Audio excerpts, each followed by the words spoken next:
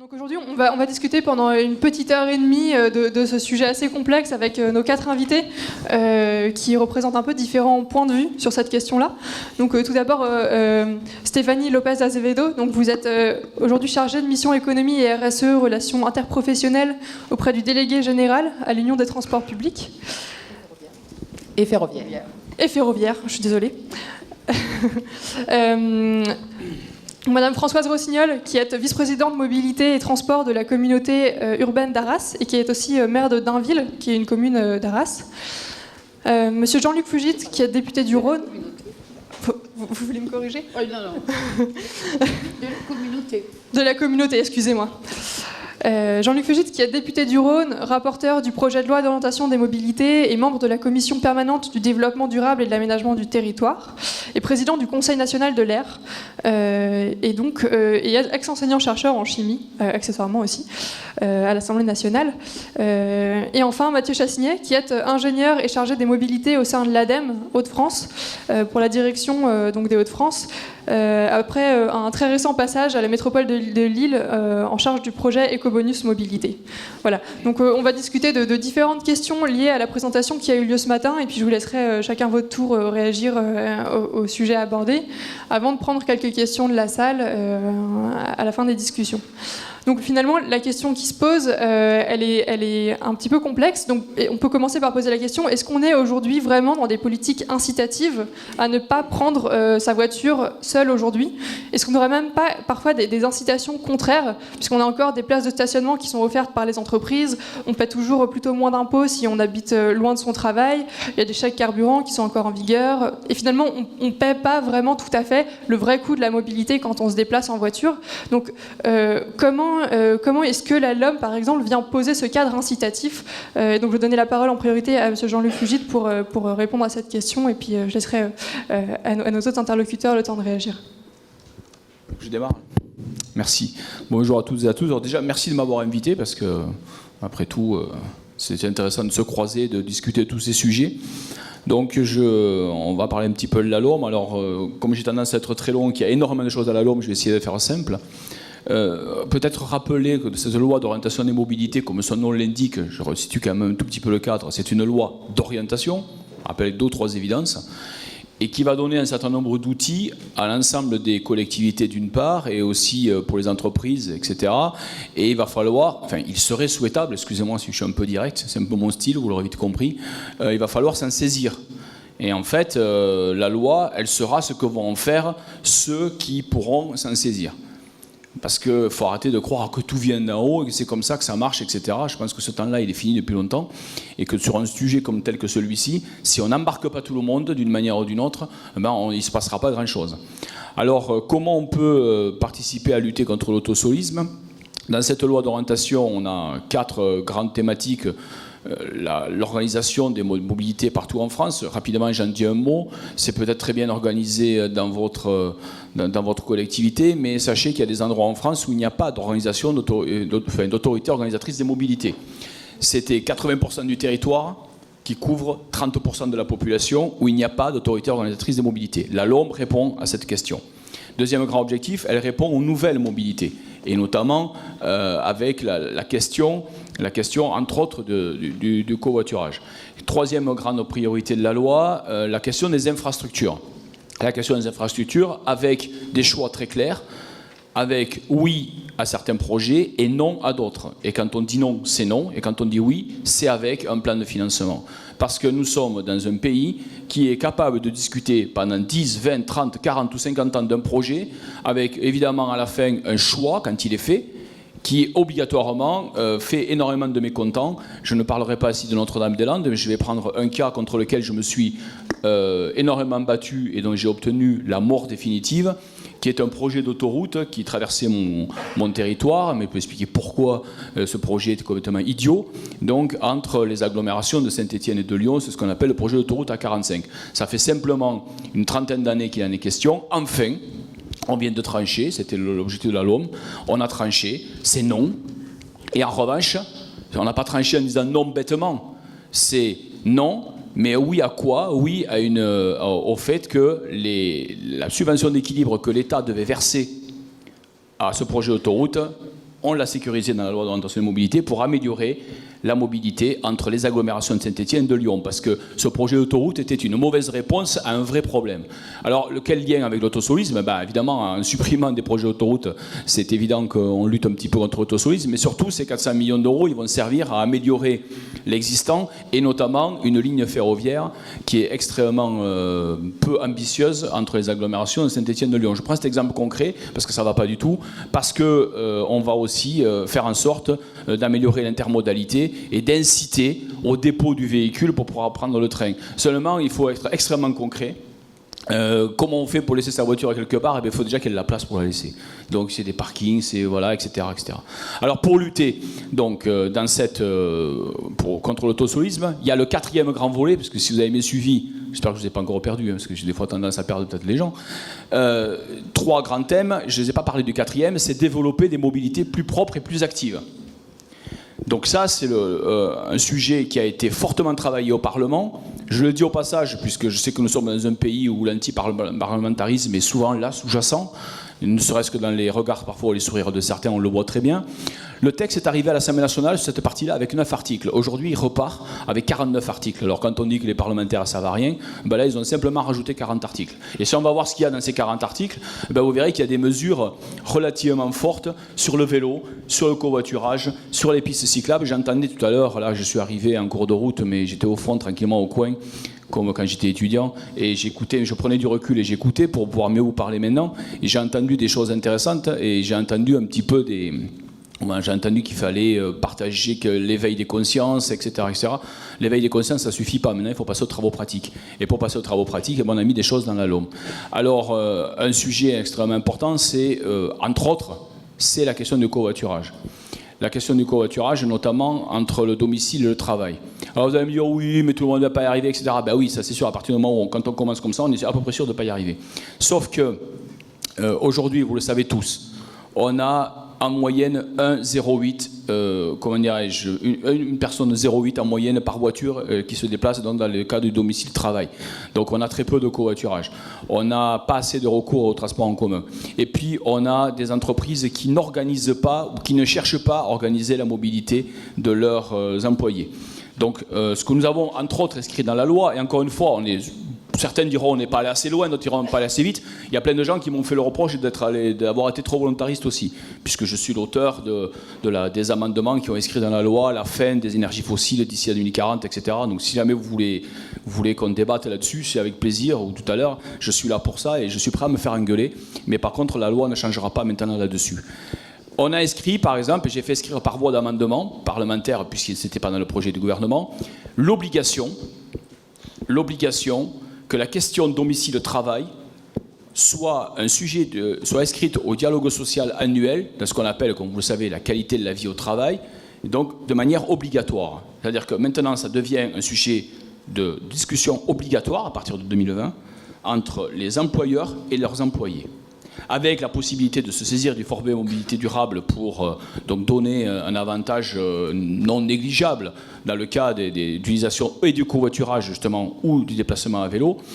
Voilà, entre autres, ce genre de mesures. Après, je ne rentre pas plus dans les détails, il faut laisser la parole aux autres, mais il y a aussi la question du vélo, sur lequel, objectivement, et si moi on ne me connaît pas et on pense que je ne suis pas assez compétent, si je prends par exemple ma collègue, je vais prendre au hasard quelqu'un qui a déjà été membre d'un gouvernement et qui, je pense, on ne peut pas taxer de ne pas avoir des convictions fortes sur la question de la transition écologique. Je prends au hasard ma collègue et amie Barbara Pompili, qui me dit on n'a jamais fait autant pour le vélo dans une loi dans ce pays.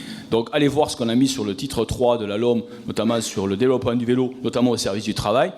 Il y a énormément d'avancées, et notamment sur le fait que, par exemple, des collectivités, à un certain moment, elles devront justifier, on a changé la logique, elles vont devoir justifier pourquoi, quand elles font des rénovations de voies urbaines importantes, etc., pourquoi elles ne font pas de pistes cyclables. Et non seulement la justification va devoir se faire, mais en plus, elles vont devoir la rendre publique. C'est-à-dire que les membres, c'est-à-dire les citoyens qui habiteront cette collectivité sauront pourquoi une collectivité refuse de faire une piste cyclable. Je sais que ça ne va pas faire plaisir à un certain nombre d'élus, mais l'avantage, c'est que comme on fait tout ça, cette loi a été faite avant l'arrivée de la prochaine vague d'élections locales, ben ça permet à tout le monde de connaître les règles du jeu sur ce sujet-là, avant d'y aller, et non pas de se plaindre après. Parce qu'à un moment donné, c'est bien joli de dire il faut Yaka, mais quand on voit, pour le cas du vélo, qui est un moyen de lutter contre l'autosolisme, que nous avons aujourd'hui moins de 3% des déplacements domicile-travail qui se font à vélo, alors que nous avons 50% des déplacements quotidiens qui font moins de 8 km, il faut quand même qu'à un moment donné, on se pose un certain nombre de questions. Je l'ai dit récemment dans la presse, vous l'avez vu, nous avons à minima 20 ans de retard. 20 ans de retard sur le vélo, à minima. Donc, je ne suis pas en train de dire qu'on va rattraper ça en 3 ans. Je ne suis pas fou, je me rends bien compte. Mais donc, la loi a permis la traduction, je dirais législative aussi, du plan vélo, ce fameux plan vélo qui aujourd'hui nous a permis, un plan vélo financé par l'État, c'était 0 million d'euros avant, là maintenant c'est 50. Moi personnellement, l'année dernière quand on a bataillé au niveau du projet de loi de finances, je me battais pour 100. Bon, il n'y est pas arrivé, on est arrivé à 50. Alors 50, c'est évidemment 50 de moins que le 100 que moi je voulais avec certains collègues députés de la majorité, mais c'est aussi 50 de plus que ce qu'il y avait avant, puisqu'avant c'était 0 de la part de l'État. Donc il y a des avancées, il y a des incitations, et tout ça c'est pour initier le processus au niveau des collectivités. Moi ce que je crois, et je veux dire ça en introduction, je pense qu'on reviendra sur un certain nombre de détails, parce qu'il y a plein de choses dans la LOM là-dessus, et puis d'autres sujets qu'on peut aborder, je crois aussi qu'à un moment, il y a des choses qui dépendent de nos choix individuels. C'est bien d'attendre des choses de l'État, c'est bien d'attendre des choses des collectivités, c'est bien d'attendre des choses de la loi, mais il faut aussi que la responsabilité individuelle interroge chacune et chacun d'entre nous.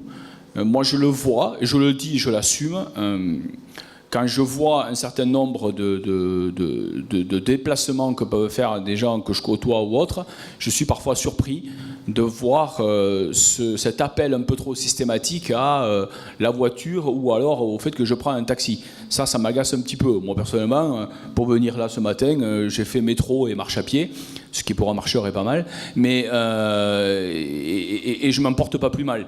J'aurais pu prendre un taxi après tout pour se dire voilà, mais je vois pas l'intérêt. Donc je crois que, je suis désolé de le dire comme ça, mais oui, dans nos modes de vie personnels, il faut aussi qu'on s'interroge et qu'on ait le courage de dire que chacune et chacun d'entre nous, à titre individuel, on peut déplacer des lignes. Évidemment, ça ne peut pas se faire partout tout le temps, mais c'est possible. Après, sur l'autosolisme, quand même, attention, évidemment, les milieux urbains denses ne sont pas à traiter, on ne peut pas les traiter comme le milieu rural, bien entendu. Moi qui ai grandi dans une commune de moins de 300 habitants, dans un milieu extrêmement rural, je suis un fils de paysan, donc je vois bien de quoi il est question. Il faut faire attention. Sauf que je pense que le covoiturage peut, d'une certaine manière, entendons-nous bien, je ne veux pas qu'on déforme mes propos, être une solution à l'absence de transport en commun dans le milieu rural. C'est la raison pour laquelle, dans la LOM, on a mis des incitations très fortes aussi sur le covoiturage, parce que, après tout, quelqu'un le rappelait encore tout à l'heure, j'ai entendu là, oui, c'est aussi basique qu'un calcul mathématique, on divise par 2 ou par 3, quand on est 2 ou 3 dans une voiture au lieu de 2 ou 3 voitures, c'est de la pollution en moins, c'est de la congestion en moins, et je ne vous ai pas encore parlé de pollution, mais si vous voulez qu'on en parle, je pourrais vous donner des détails. Je pense qu'il y a beaucoup de gens parmi vous qui connaissent la réalité. Et moi aussi, je la connais, cette réalité de cette pollution de proximité qui impacte notre santé. Je voudrais simplement dire la pollution de proximité parce que il y a trop de gens qui se lèvent du matin au soir en me parlant du CO2, le CO2, le CO2. Alors, le CO2, c'est super, super, super, super important. Sauf que ça ne doit pas être notre seule motivation. Il y en a 2 motivations. Il y a le CO2 et en même temps, excusez-moi, il fallait que je la place celle-là, la pollution de proximité. C'est aussi important. Et ce qui m'embête, c'est que dans la logique de beaucoup de personnes qui s'intéressent à la transition écologique, on est encore à penser qu'en termes de CO2. Il ne faut pas penser au CO2, il faut penser aux 2. Parce que ce qui impacte notre santé à court terme, c'est la pollution de proximité. Et ce qui impacte les évolutions climatiques, c'est le CO2. Donc il ne faut pas faire l'un ou l'autre, c'est vraiment faire l'un et l'autre. Et c'est la raison pour laquelle, ce n'est pas toujours simple, mais sincèrement, c'est ce qu'on a essayé, ce dont on a essayé de tenir compte dans la LOM, c'est de travailler vraiment sur les 2. Et ça, c'est extrêmement important. Je pourrais en reparler si vous voulez qu'on évoque la trajectoire 2040. Je vous remercie pour cette manière de poser très bien le cadre avec la LOM. Je propose de donner la parole donc à Françoise Rossignol, qui, puisque voilà, les collectivités, donc selon ce qui a été expliqué, sont les acteurs, les actrices qui doivent s'emparer des outils qui sont posés par la LOM et qui doivent faire la part des choses entre l'action de la collectivité, celle qui revient aux citoyens. Comment est-ce que ça peut se poser dans le cas d'Arras? Quelle est votre expérience, Madame Rossignol? Bien, alors moi j'ai une approche très pragmatique. Ouais, tout à fait, mais bon, je veux dire que voilà, au ras du terrain, les difficultés sont nombreuses et je veux dire d'abord que je me suis reconnue dans le travail qui a été fait. Alors mon directeur du réseau m'a dit ils sont un peu durs. Je dis non, mais ça va nous aider à progresser. Parce que on est avant tout, pour moi, dans un projet de conduite du changement. On est dans un projet, c'est ça essentiellement. Donc il y a des éléments matériels, c'est évident. Il y a aussi des comportements individuels. Donc dans une ville moyenne, nous on est Arras ville-centre, 40 000 habitants, sur une agglo, 46 communes, dont 36 communes rurales, le centre 10 communes, 110 000 habitants au total, un carrefour autoroutier, l'A1 et l'autoroute des Anglais. Nos zones commerciales se sont bien entendu installées entre la ville et le nœud autoroutier, à une époque où on avait de l'espace tant qu'on voulait, et donc avec de magnifiques zones, beaucoup d'espaces verts, des parkings immenses, pas de trottoirs sur les routes, une facilité de rentrer en ville très forte. Bon, je veux dire, très honnêtement, ce matin, pour prendre le TGV, j'habite à l'extrémité de l'agglomération, j'ai mis 10 minutes avec ma Twingo. Bon, c'est sûr qu'en bus, je mettais près de 40 minutes. Et donc, j'ai pris ma voiture. Bon, après, je me suis compensé. Le TGV, il manquait une rame, le RERB et puis le 3A que j'ai expérimenté. Bon, donc, l'intermodalité, on connaît aussi, mais voilà, on circule facilement, on rentre facilement en ville. Alors, nos politiques, on essaie qu'elles soient plurielles. D'une part, en travaillant sur le vélo, et je pense que comme les autres collectivités, on a commencé à avoir du vélo de la location de longue durée pour mettre des vélos, leur donner de la visibilité, les mettre sur les quelques pistes cyclables qui existaient, de manière à ce que un certain nombre d'élus ne nous disent pas de toute manière on en fait, il n'y a personne.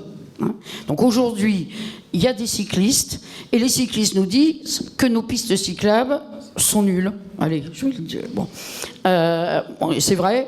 Alors, on se heurte aussi à une autre question, c'est la culture de nos techniciens. Elle évolue, donc d'un service à l'autre, d'une collectivité à l'autre, voilà. Mais les choses évoluent, donc ça veut dire qu'il faut travailler aussi avec eux. Quand on travaille avec les techniciens de la route, ils ont été formés à la voiture, et voilà, et leur faire comprendre que la piste cyclable, c'est pas juste ce qui reste. Quand on a mis la largeur réglementaire pour laisser passer le bus, quand je vois des pistes cyclables qui font 30 cm de large dans le caniveau, maintenant ils osent plus, mais bon, je prenais la photo, et ça c'est quoi?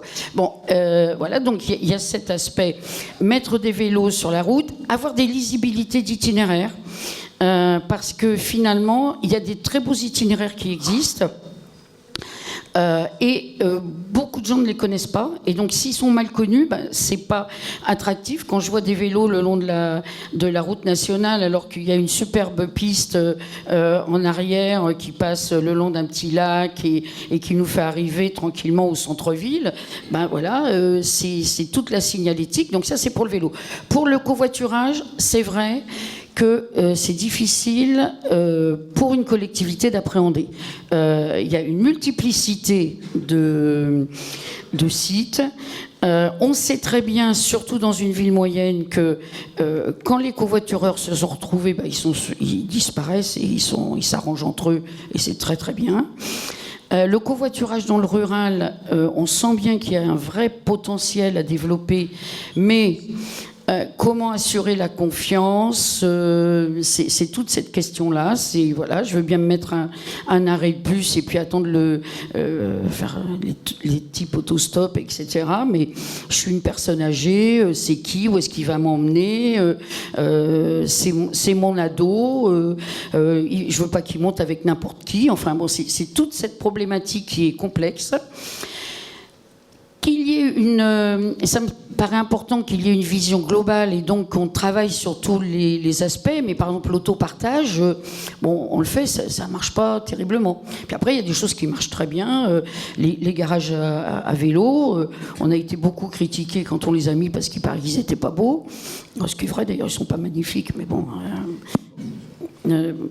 mais aujourd'hui, on les multiplie par 2. Alors, ils ne marchent pas partout. Je veux dire que dans ma commune où le stationnement est entièrement gratuit, on a mis un beau garage à vélo entre la médiathèque, le centre sportif, et les gens me disent on va quand même pas payer 15 € par an pour garer son vélo.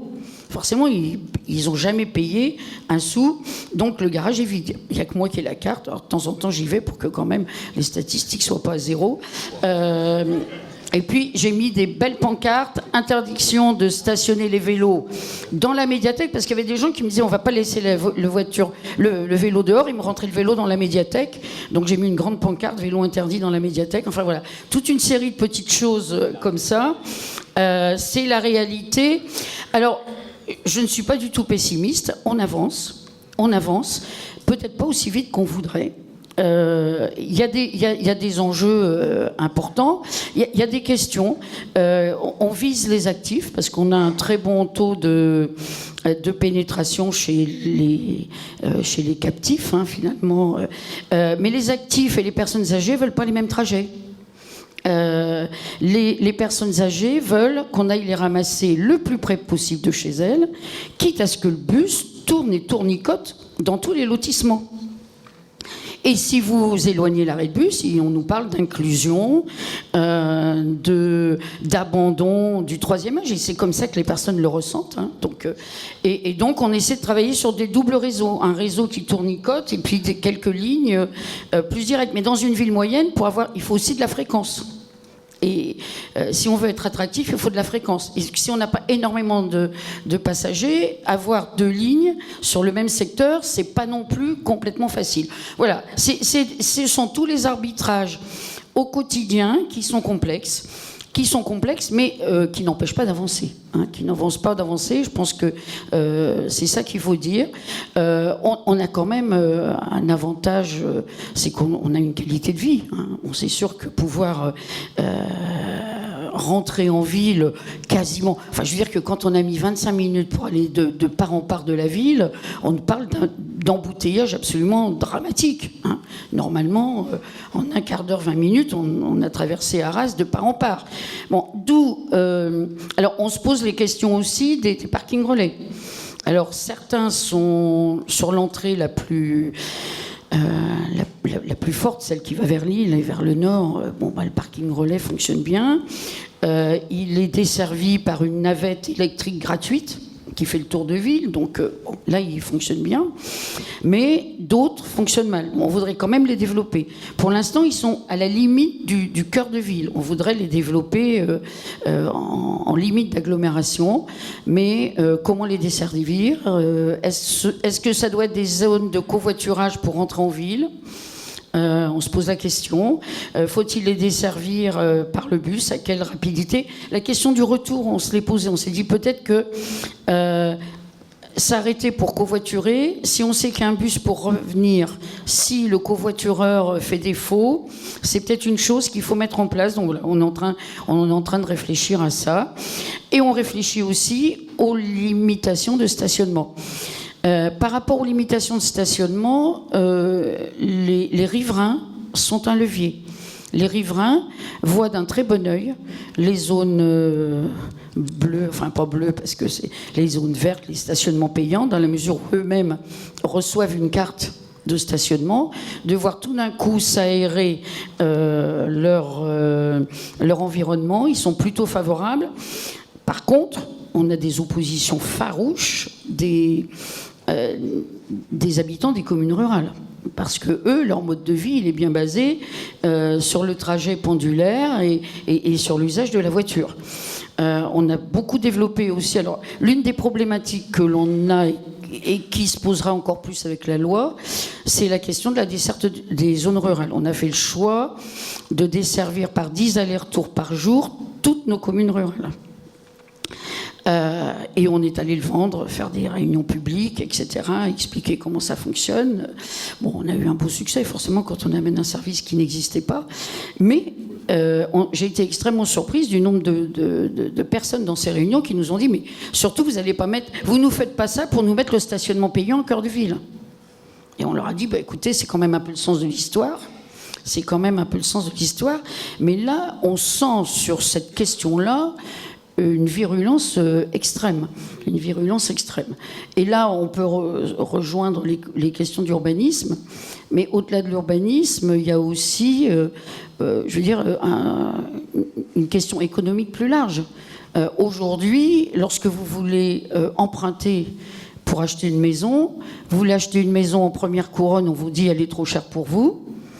On ne vous prête pas, vous partez 10 ou 15 km plus loin, la maison est moins chère, on vous prête. Sauf que derrière, on ne tient pas compte des trajets, des services, s'il n'y a pas de cantine, s'il n'y a pas de garderie pour les enfants, etc. Et que finalement, la qualité de vie, le mode de vie sera plus difficile, mais ce n'est pas pris en compte.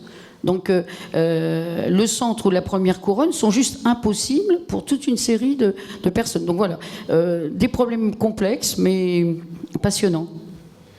Merci beaucoup. Effectivement, je vais passer la parole à Stéphanie Lopez d'Azevedo pour revenir un tout petit peu à la question vraiment de la contrainte à la voiture. Donc, ce que je disais, c'est comment, pour rester sur les transports en commun, comment est-ce que les transports en commun s'accommodent du cadre actuel d'incitation ou justement du manque d'incitation peut-être à la contrainte à la voiture pour inciter à l'utilisation d'autres modes de déplacement. Donc, ça a été un petit peu évoqué notamment par Françoise Rossignol. Comment est-ce qu'aujourd'hui les transports en commun peuvent se développer ou y parviennent ou au contraire ont un petit peu de mal.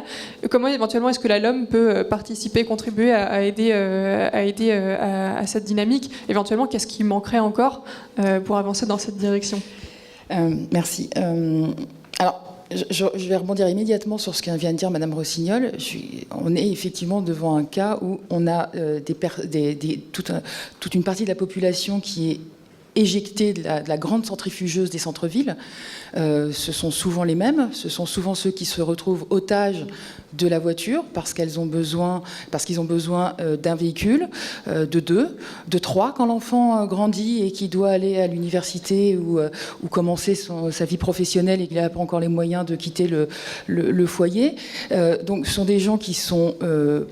Voilà, j'ai utilisé le terme d'otage. Je pense qu'il est un petit peu fort, mais en tous les cas, je pense qu'il est assez illustratif. Ce sont les gens qu'on a retrouvés sur nos ronds-points l'année dernière.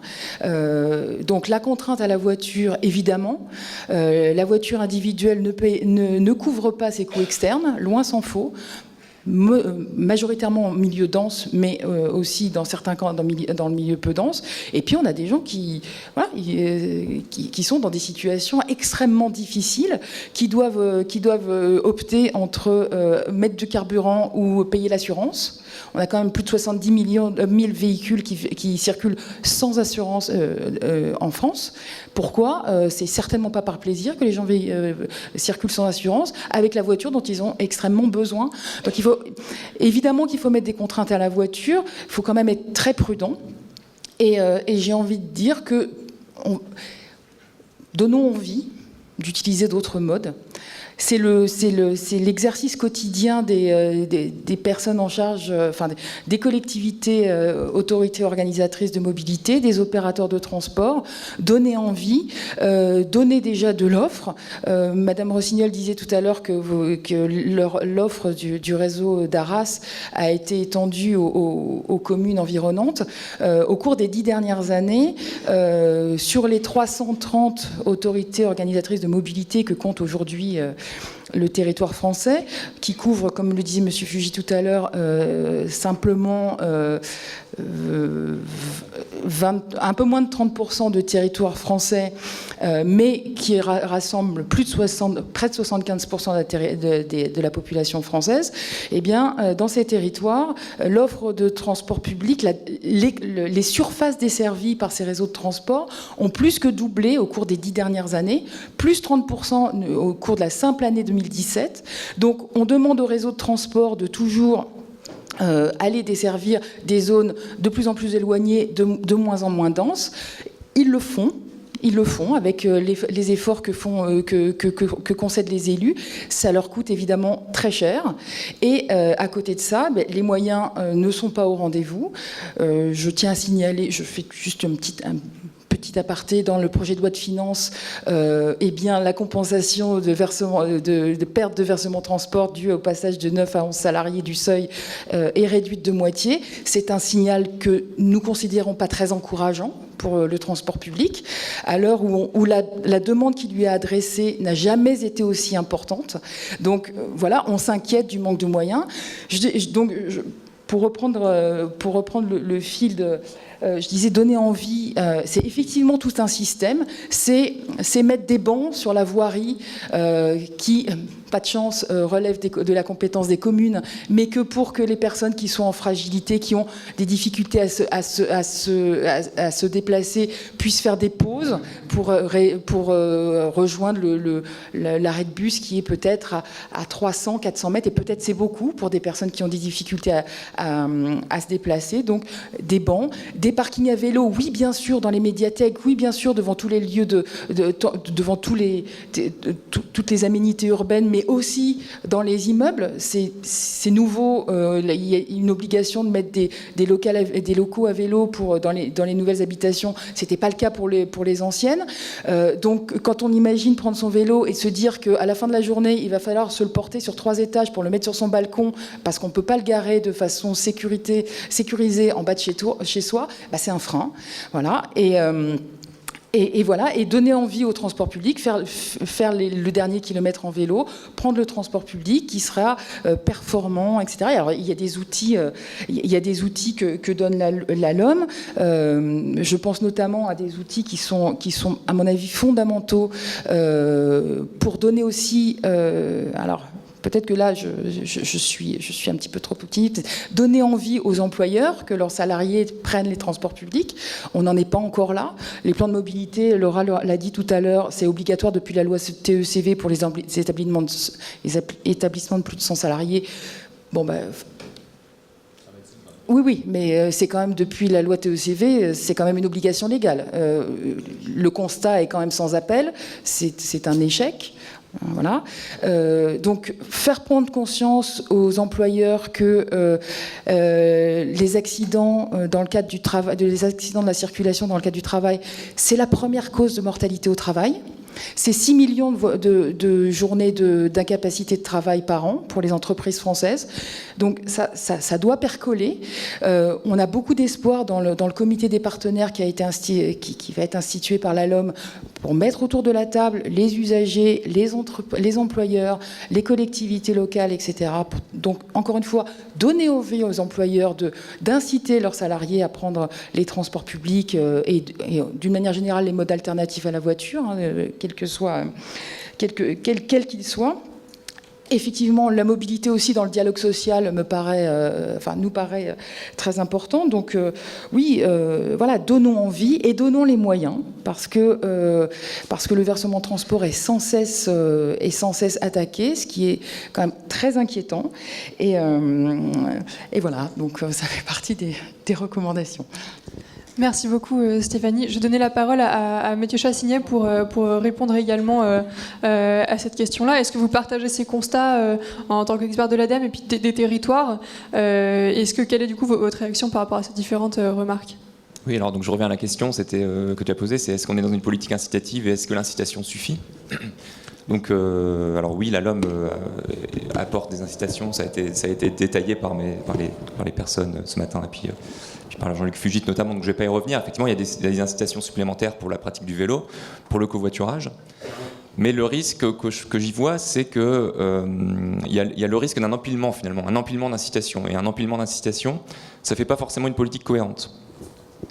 Puis la deuxième chose, c'est que ce qu'on oublie un petit peu parfois, c'est que si on veut se mettre sur le chemin d'une mobilité bas carbone, il y a des nouvelles mesures à prendre pour favoriser le vélo, pour favoriser le covoiturage, ça a été dit. Mais ce qu'il faudrait aussi garder en tête, c'est qu'il faut, en plus de prendre des nouvelles mesures incitatives, c'est aussi supprimer ou revoir des mesures qui existent aujourd'hui et qui en fait font tout le contraire de ça, qui encouragent plutôt l'usage de la voiture. Pour illustrer ça, par exemple, on a beaucoup parlé des déplacements des salariés. L'indemnité kilométrique vélo, qui est élargie aujourd'hui, elle reste facultative. Donc nous, ADEME, on prône pour qu'elle devienne obligatoire, mais à la limite, c'est un autre débat. Si elle était rendue obligatoire dans toutes les entreprises, le coût pour l'État, via le manque à gagner de cotisations sociales, ce serait de l'ordre de 100 à 200 millions d'euros. Donc qui a un montant important, mais voilà, 200 millions d'euros. Il existe un autre dispositif aujourd'hui qui est beaucoup utilisé, c'est les frais réels dans la déclaration d'impôt, ce qui permet de déduire finalement ces frais kilométriques. Et on en déduit d'autant plus qu'on habite loin et qu'on utilise une voiture puissante, puisque c'est proportionnel au nombre de chevaux fiscaux d'une voiture. Ça, c'est un mécanisme qui coûte 2,1 milliards d'euros à l'État chaque année. Donc d'un côté, on a un dispositif 2,1 milliards d'euros pour favoriser la voiture et l'éloignement d'une certaine manière, qu'on maintient tel quel, on ne le rabote pas, on ne le supprime pas. Et puis de l'autre côté, on nous dit finalement l'indemnité kilométrique vélo, c'est un peu trop cher, ça coûterait 100 millions par an de manque à gagner à l'État. Donc voilà, il faut vraiment garder en tête que pour aller dans le droit chemin, il faut mettre en place des nouvelles mesures, mais il faudrait aussi également être capable de supprimer certaines mesures existantes, ou de les raboter, ou de les limiter. Mais là, en fait, c'est un petit peu comme si, c'est un peu l'éléphant dans la pièce qu'on ne veut pas voir. C'est qu'aujourd'hui, il y a plein de mesures qui encouragent à l'utilisation de la voiture. Et c'est pas en faisant des nouvelles incitations qu'on va les supprimer. Donc il faudrait peut-être prendre aussi le problème de front et dire, voilà, les lister, ces mesures, combien elles coûtent pour l'État, lesquelles elles sont, combien elles coûtent, et comment on pourrait faire pour les limiter, pour voire même les supprimer pour certaines. Alors voilà, je parle des frais réels. Aujourd'hui, chaque salarié qui vient au travail en voiture a droit à sa place de stationnement privé. Ça coûte entre 1 000 et 1 500 euros par an à son entreprise. Bon, ben voilà, c'est un acquis.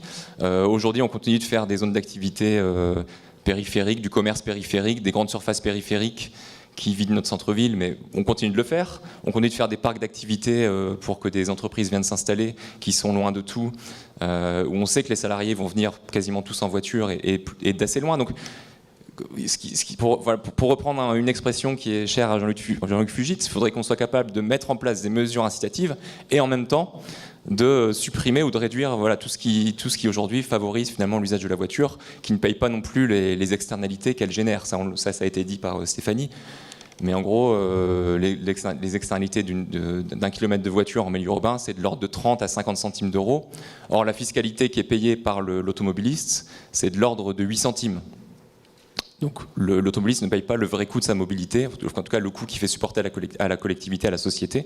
Ce qui veut dire d'une certaine manière, quand on ne paye pas le vrai coût de quelque chose, ça veut dire qu'on est subventionné.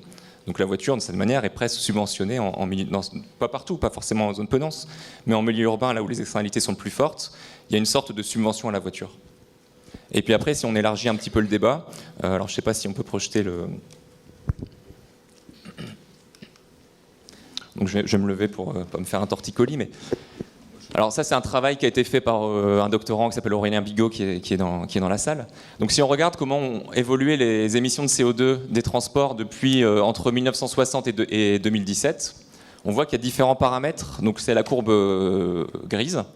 Donc les émissions de CO2 du transport de voyageurs a été multipliée par 4,2.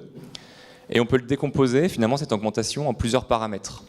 Alors en rouge, on a le nombre de kilomètres faits par les Français. Et on voit que c'est quasiment proportionnel finalement. Et puis après, sur les autres, en orange, on a les parts modales qui se sont empirées finalement au début des années 60-70, c'est-à-dire qu'on a fait de plus en plus de trajets en voiture. Et puis aujourd'hui, ça progresse un tout petit peu, donc ce chiffre diminue un petit peu.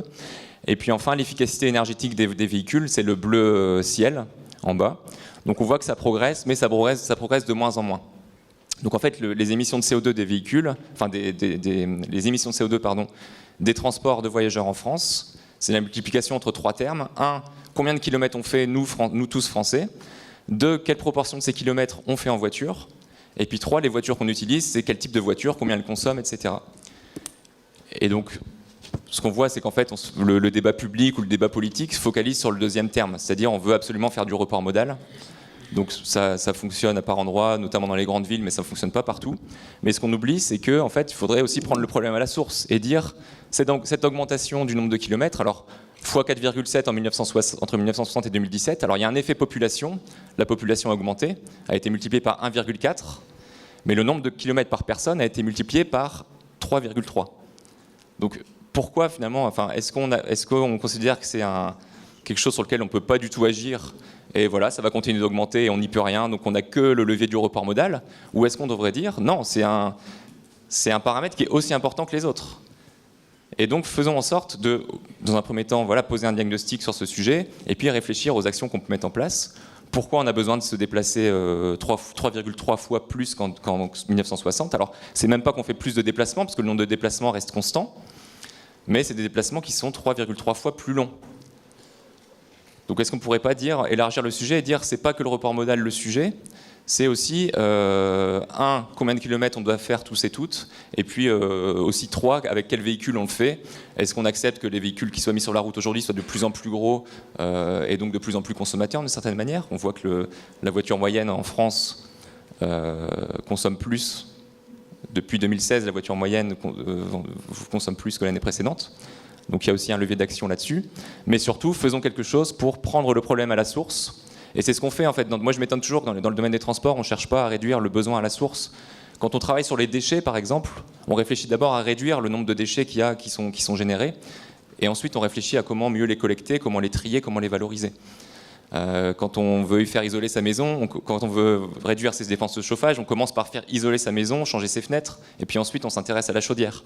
Là c'est un peu comme si on faisait les choses à l'envers, qu'on partait bien en tête sur faire du report modal, en oubliant que finalement, si on fait du report modal, mais que le nombre de kilomètres qu'on fait continue d'augmenter, finalement c'est le statu quo et on n'aura rien gagné malgré les milliards d'euros d'investissement qui seront nécessaires dans les transports publics ou dans les infrastructures cyclables. Alors ça coûte moins cher bien sûr, mais malgré une grosse dépense publique, finalement on n'aura pas forcément gagné grand-chose si on ne traite pas à la fois les 3 paramètres.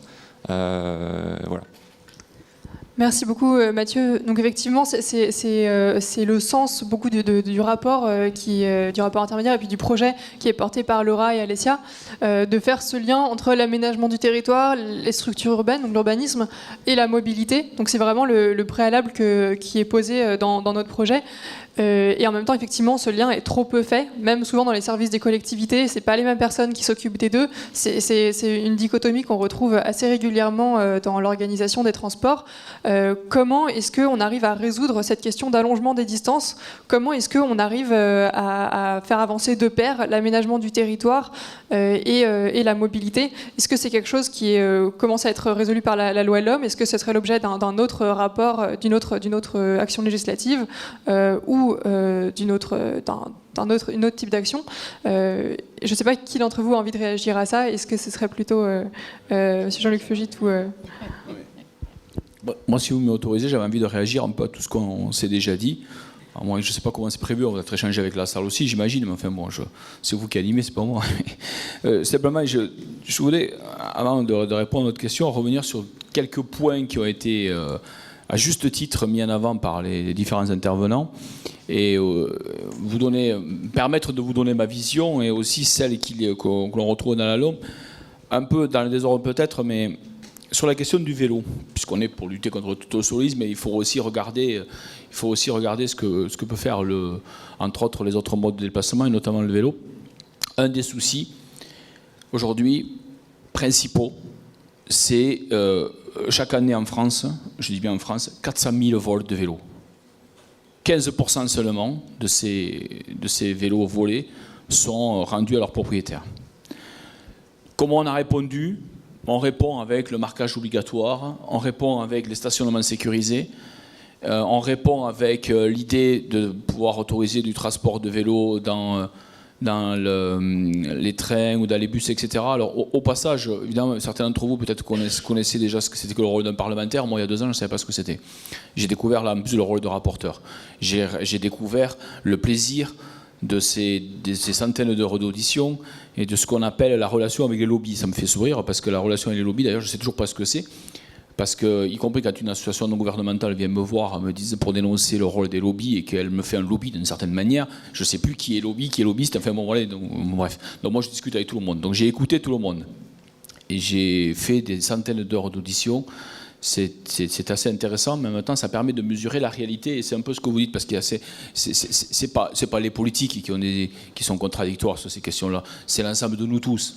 Entendons-nous bien. Hein. Moi, je ne suis qu'un citoyen élu. Je ne suis pas un élu, je suis un citoyen élu. C'est la différence. Il n'y a pas les citoyens d'un côté et les élus de l'autre. Il y a les citoyens et les citoyens élus. C'est tout. On occupe un mandat un certain temps, après ça sera d'autres, etc. C'est comme ça que ça marche. En tout cas, dans ma vision, en moi.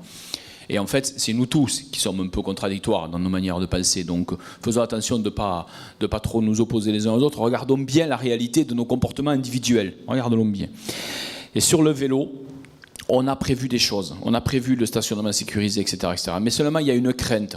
Alors, il y a l'histoire des pistes cyclables qui ne sont pas sécurisées, etc. Et là, il y a vraiment des efforts à faire. Mais il y a aussi la crainte du vol du vélo, etc. Puis, je vais simplement vous expliquer, je vais vous prendre une mesure de la LOM qui va vous symboliser toute la problématique d'essayer de faire bouger les lignes dans ce pays. Et quand je dis dans ce pays, c'est dans cette société. Je l'ai vécu à mes dépens. Il y a une mesure sur laquelle je me suis battu, et dont je ne pensais pas qu'elle aurait un effet médiatique comme ça, et qui m'a obligé à aller sur une chaîne nationale expliquer en détail le pourquoi du comment. Je vous explique le truc, c'est tout simple. Peut-être que vous l'avez lu. C'est parti d'un article d'un journaliste, dont je n'en aurai pas le nom, qui a pris mon nom et qui a dit voilà, à cause de ce député, on va supprimer 7000 places de parking à Paris. Le truc, c'est très simple. Qu'est-ce qu'on a mis dans la LOM et que les élus locaux vont devoir faire dans le prochain mandat municipal ? Pour tout endroit en France où il y a un passage piéton. Vous voyez, un passage piéton pour traverser une rue. C'est quand même pas bien compliqué, ça. Passage piéton. Dans lequel vous avez 2 voies de circulation. Et vous avez souvent, quand c'est assez large, au-delà des 2 voies de circulation, des voitures stationnées des 2 côtés. Eh bien, dans la loi, on a prévu, et donc je l'ai fait par voie d'amendement, de supprimer le stationnement de voitures sur les 5 mètres à gauche quand vous vous engagez dans le passage piéton. Certaines collectivités, d'ailleurs, avaient déjà commencé à le faire. Mais là, ça sera pour tout le monde. Partout, on supprime sur les 5 mètres. Et donc, ça supprime des places de parking pour les voitures. Puisque pas question d'y mettre des voitures, pas question d'y mettre des motos, pas question d'y mettre un camion, une camionnette, etc., etc.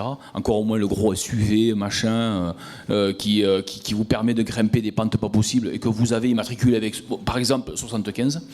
Voilà. Pas possible, ça. En revanche, autorisé d'y mettre des bacs à fleurs ou d'y mettre des vélos. Voilà, c'est ça qui est prévu. Et on a donné 6 ans, tout le mandat municipal prochain, pour le faire.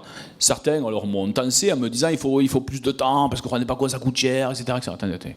Si on donne plus de temps, ça veut dire que certaines municipalités ne le feront pas au prochain mandat et attendront que ce soit les suivants qui le fassent. Je connais le truc par cœur, hein. Pas la peine de me raconter de blagues. Autre chose, j'ai regardé l'étude d'impact, parce que quand même, on n'est pas débiles complètement, les députés, il y en a aussi qui réfléchissent, et donc j'ai été voir combien ça coûtait de faire ceci. C'est-à-dire que je me suis aperçu que c'était du marquage, c'était de la peinture, etc. Et par contre, oui, ça supprime des places de parking pour les voitures. Et ce que j'ai dû aller expliquer à plusieurs reprises, et je le pense vraiment, c'est que dans une rue qui sera commerçante, eh bien, le stationnement vélo sécurisé qu'on va y mettre, parce que oui, il faut y mettre du stationnement vélo sécurisé, ça va coûter peut-être une centaine ou 200 € à la collectivité, mais encore une fois, on donne 6 ans pour le faire. On n'est pas, encore une fois, on ne demande pas de tout faire pour la première année. Si vous avez 6 ou 7 ou 8 stationnements vélo à la place d'un stationnement voiture, ben peut-être que le boulanger, le pharmacien ou le boucher qui sera dans la rue, il verra peut-être autant de clients venir que s'il y a une seule voiture. Et donc c'est pour ça que ça m'a agacé quand j'ai été attaqué, parce que j'ai été attaqué violemment par certains, je vous jure, si vous voyez le message que j'ai reçu, en disant que ça allait tuer le commerce dans certaines villes, de supprimer le fait de pouvoir se garer à certains endroits. Non, mais je vous jure que c'est vrai. Donc, et le calcul qui a été fait, c'est que sur la ville de Paris, ça supprime 7000 places de parking. Eh bien moi, je suis content. Je le dis franchement, oui, j'en suis content. Pourquoi ? Parce que ça permet de penser l'espace mobilité d'une autre manière que celui qu'il a été tout le temps pensé. Aujourd'hui, le modèle dans une ville, dans un centre urbain, c'est quoi ? Un immeuble, un petit trottoir, un grand espace pour les voitures, un petit trottoir, un immeuble. C'est le standard. Eh ben, je suis désolé, il faut penser différemment. Il faut que dans ce grand espace pour les voitures, on me laisse de la place pour d'autres modes de déplacement. Et dans les autres modes de déplacement, il peut y avoir les trottinettes, où on vient de légiférer dessus avec les arrêtés, etc., parce qu'il y a eu un développement anarchique. Hein, il y a eu un développement comme la sortie des cèpes après les gros orages d'automne. Hein, donc là, d'un coup, c'est arrivé partout. Ça a été, moi, je sais pas, moi, dans l'agglomération, moi je suis député du Rhône, dans l'agglomération lyonnaise, ça a été n'importe quoi à un moment donné. Bon, voilà. Donc là, il faut pas les interdire. Il faut par contre légiférer. La raison principale, c'était la sécurité, tout simplement. Et elle me dit, ah oui, c'est pour la sécurité. Je dis, ben oui, parce que quand un enfant de taille moyenne, une personne à mobilité réduite s'engage sur un passage piéton, ça nous est tous arrivé, hein, qu'on les voit au dernier moment, à cause de quoi? Parce qu'on a une voiture qui nous cache la vue, etc. Eh bien, c'est la raison principale pour laquelle je l'ai supprimé, mais en même temps, j'ai ajouté le fait qu'on pouvait autoriser des vélos, parce que je pense qu'il faut inciter les vélos à pouvoir se stationner. Je suis désolé, ça s'appelle des mesures concrètes, et il y a aussi des choses comme ça dans la LOM. Je prends le temps d'expliquer, parce que c'est important de se dire que c'est quand même paradoxal de se dire que dans une société qui dit oui, il faudrait, et quand on propose des mesures qui pour moi relèvent tout simplement du bon sens, eh bien il y a autant de résistance, et j'ai eu droit à plusieurs articles de journalistes dans des médias qui ont vraiment attaqué entre guillemets la mesure. J'avoue que j'en suis toujours pas revenu parce que je m'y attendais pas, honnêtement. Alors c'est sûrement une expérience, mais quand même. Simplement vous dire aussi sur la partie aussi rurale. On a parlé encore une fois de ce stationnement, des vélos, etc. Moi sur le rural, je crois dur comme fer qu'il y a quelque chose à travailler avec les stations-service. Je m'explique. J'ai auditionné ces gens-là, on a beaucoup travaillé ensemble, on a discuté, je les ai revus la semaine dernière. Je pense qu'un certain nombre de nos stations-service dans les milieux ruraux doivent être transformées. Et ça, il va falloir peut-être se poser la question dans le cadre des contrats opérationnels mobilité, etc., de voir comment on peut faire. Moi, je pense que le station-service, il faut rajouter un S à service et souligner le S du service à la fin. Il va falloir que l'on prévoit donc de la recharge électrique en plus de la distribution de l'énergie fossile tant qu'on va rouler avec des énergies fossiles, parce que ça va encore durer un certain temps, avec de l'électricité, mais aussi du stationnement vélo sécurisé, parce que sur le vélo, c'est la sécurité qui inquiète les gens. Laisser son vélo parce qu'après on part en covoiturage avec un collègue qui nous retrouve à tel endroit, ouais d'accord, mais on a envie de retrouver le vélo le soir. Et donc, il faut du stationnement sécurisé. Et ça, il faut le développer. Il faut développer des services autour de ça. Et avoir des plateformes de covoiturage qui permettent à la fois de laisser son vélo, y compris son vélo électrique, y compris de pouvoir permettre la recharge du vélo électrique, etc. Et il y a des choses à faire. Et je pense que c'est extrêmement important. Je voulais aussi réagir à 2 ou 3 choses qui ont été dites sur les indemnités kilométriques vélo. On a transformé ça dans la loi, vous le savez, en forfait mobilité durable. Ce forfait mobilité durable, pourquoi déjà un forfait plutôt que les indemnités? Parce que les entreprises nous ont dit c'est un peu complexe, y compris certains citoyens nous ont dit bon, l'indemnité kilométrique vélo, c'est un peu complexe, etc. Donc là, l'idée d'un forfait mobilité, oui, il n'est pas obligatoire. Ce qui est obligatoire, alors il est cumulable avec la prise en charge des transports par l'employeur, on est bien d'accord. Ce qui est obligatoire, c'est la discussion sociale dans l'entreprise. Donc ça devient obligatoire. Et ça va obliger les entreprises à aller peut-être un petit peu plus loin que ce qu'elles font jusqu'à maintenant. Je suis d'accord avec vous qu'on a pris du retard, ça me paraît tellement évident.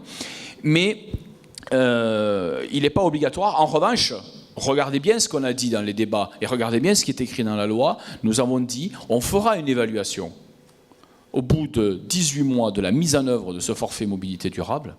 Et nous avons dit, alors évidemment, les gens nous disent, ouais, parce qu'ils le disent, de toute façon, ils ne le feront pas. Eh bien, au vu de l'évaluation, s'il faut légiférer et le rendre obligatoire parce que les entreprises ne jouent pas le jeu avec les employeurs, nous le ferons. La logique que nous avons, un certain nombre de parlementaires, et d'ailleurs, ça va au-delà du groupe majoritaire, je vous rassure là-dessus, enfin, je ne sais pas si je vous rassure d'ailleurs, mais en tout cas, ça va au-delà, c'est de dire la chose suivante, on voudrait de plus en plus dans ce pays moins légiférer, mieux contrôler la loi et être capable de revenir dessus en se disant là ça va pas, on a déconné, ou en tout cas ça déconne, d'une manière ou d'une autre, on peut être nous dans le on est bien d'accord, c'est un article indéfini mais qui pourrait l'être défini, et on doit corriger, on doit orienter différemment. Et je pense que là-dessus, il va falloir regarder clairement ce qui se passe. Parce que c'est vrai que si chacune et chacun d'entre nous, on reste de se camper sur nos positions en disant oui, moi je vais laisser les autres faire, etc., il ne se passera pas grand-chose. Moi j'étais très intéressé par ce que vous avez dit aussi sur les parkings. On n'a pas aussi parlé des zones à faible émission mobilité qu'on a mis dans la loi, mais on pourra en parler, et aussi sur l'histoire du parking.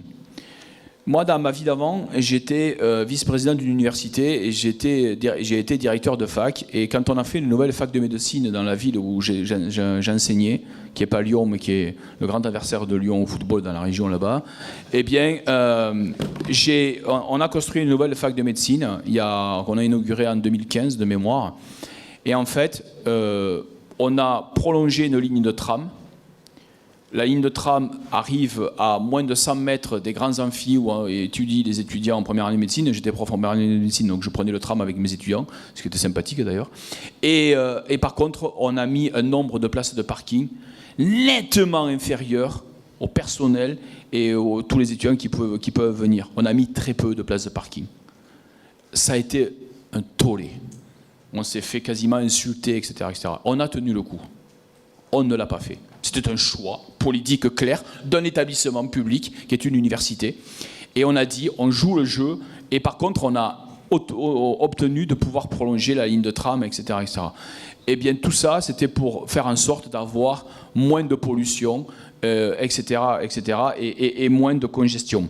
Donc il y a aussi des initiatives comme ça qui peuvent aller dans le bon sens, parce que moi je suis entièrement d'accord que c'est quand même assez idiot dans certains endroits de prévoir autant de places de parking pour des voitures qu'il n'y a d'employés ou de gens susceptibles de venir dans l'établissement, parce que pour moi ça pose une problématique, ça pose la question de est-ce qu'on pense vraiment à la mobilité quand il faudrait la penser. Donc je voulais vous dire ceci, ça me paraît extrêmement important de le rajouter.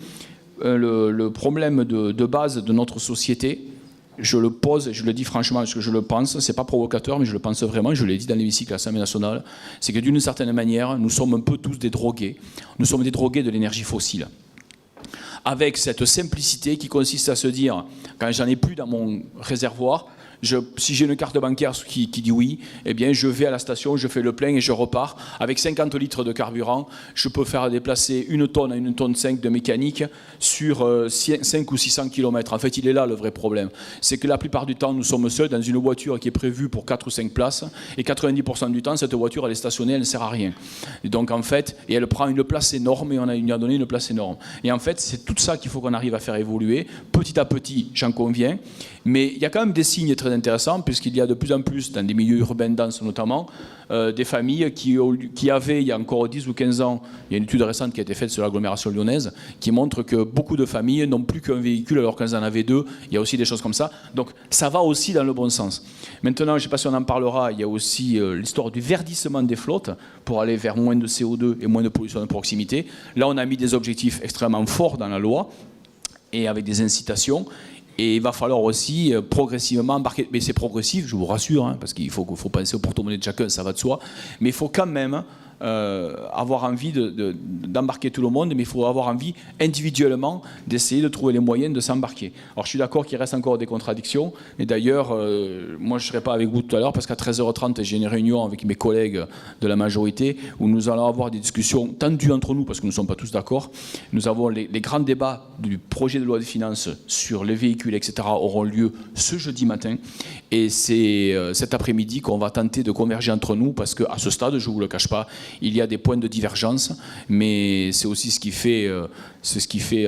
d'ailleurs me permet de dire qu'on n'est pas tous alignés, comme certains ont tendance à vouloir le dire. Il y a des points de divergence et on va essayer de trouver des points de convergence cet après-midi. C'est pas sûr que nous y arrivons, mais c'est le plaisir du débat parlementaire. Déjà en interne, hein, donc après avec les autres groupes, n'en parlons pas. Merci beaucoup, Monsieur Jean-Luc Fugit. Vous avez réagi à pas mal de sujets qui ont été abordés, puisque vous allez parler fiscalité, notamment avec vos collègues, en termes d'allongement des distances, d'implantation des activités et des logements, ce genre de choses. Est-ce que c'est des choses qui sont à l'ordre du jour pour ce PLF, pour d'autres projets, pour essayer justement de travailler. Donc vous avez parlé de la mixité un peu fonctionnelle avec le multi-rôle que pourraient avoir les stations-service. Comment est-ce qu'on fait aussi pour raccourcir des distances qui s'allongent et faire en sorte que les distances parcourues se réduisent progressivement avec le temps passant et pas l'inverse qui est en train de se produire?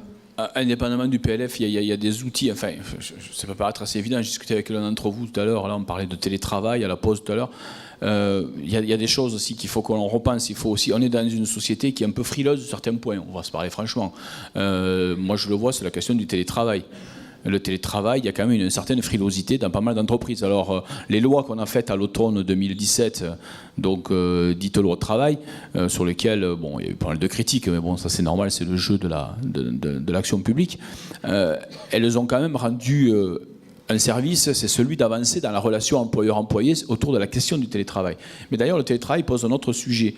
Pour réduire il y a réduire les distances et il y a aussi réduire le nombre de déplacements. Moi, je le vois sur mon territoire. Mon territoire, c'est le sud du département du Rhône. Donc, et j'ai des communes à 25 ou 30 km du centre-ville de Lyon où aujourd'hui, vous n'avez pas un accès Internet intéressant. Vous avez des problèmes de téléphonie. Il y a des endroits où, je veux dire, le téléphone portable ne passe pas. Donc ça sera résolu en 2020. On veut résoudre d'ici 2022 tous les problèmes d'accès au numérique. Donc en fait, les infrastructures numériques deviennent aussi importantes que les infrastructures routières, et même à mon avis plus importantes. Mais le télétravail, aujourd'hui, permet de réduire, moi je le vois, il y a un espace de coworking sur un village vraiment extrêmement rural de ma circonscription, parce que j'ai 38 communes, dont 35 sont vraiment très rurales. Eh bien, il y a beaucoup de gens qui viennent travailler dans un espace de coworking parce qu'ils n'ont pas envie de travailler seuls chez eux pour des raisons, parfois, comme on dit certaines, d'autodiscipline, entre guillemets, parce que c'est pas toujours évident de travailler chez soi. Mais ça a aussi des conséquences sur l'économie locale, parce que le restaurateur du coin me dit que le midi, au lieu d'avoir 10 repas, maintenant il en a entre 15 et 20. C'est tout bête, mais ça a un impact économique. Donc là, je suis en train de parler de quoi? De ce fameux terme générique que tout le monde utilise, l'aménagement du territoire.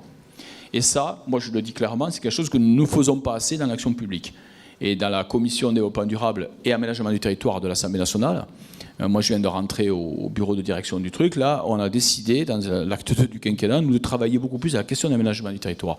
Parce que je pense sincèrement qu'il y a quelque chose qui ne va pas. Sur l'aménagement du territoire, il faut sûrement qu'on repense un petit peu les choses. Alors il y a eu la loi ANCT qui vient de passer, et je pense qu'il y a besoin de revoir cet aménagement du territoire. Et dans l'aménagement du territoire, il y a améliorer l'existant des infrastructures. Parce qu'un des objectifs, c'est d'améliorer l'existant. Tout à l'heure, vous parliez de l'investissement financier autour de la mobilité. En fait, on augmente de 40% l'investissement qui est fait financièrement par rapport aux mandatures précédentes. Vous allez me dire, oui, mais nous, comment on va en voir la couleur?